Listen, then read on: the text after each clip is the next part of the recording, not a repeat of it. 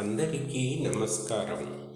కవి సార్వభౌమ శ్రీనాథ మహాకవి వ్రాసిన శివరాత్రి మహాత్మ్యం కావ్యం నుంచి 2 పద్యాలు వినిపిస్తున్నవారు బాలసుబ్రహ్మణ్యం కలవలపల్లి.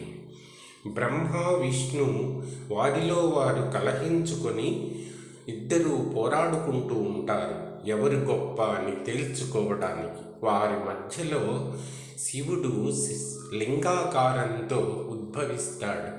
ఆ లింగం యొక్క ఆది అంత్యములను తెలుసుకోలేక అహంకారం అణగిపోయి బ్రహ్మదేవుడు విష్ణుమూర్తి శివుని స్తుతిస్తూ ఇలా అంటారు: అమరవంద్య దివాభీతము అనటి పులుగు హేళి మండలము ఈక్షింప ఎట్లు నేర్చు ఏము నిన్ను పరీక్షింప ఎంత వారము మహాపరాధము క్షమింపవలయు పశువులము మేము హర పశుపతివి నీవు పశువులము మేము హర పశుపతివి నీవు పశువులకు ఎక్కడిది బుద్ధి ఫలనయన రాజశేఖర నేర్పు నేరములు చూడక అరసి రక్షింపు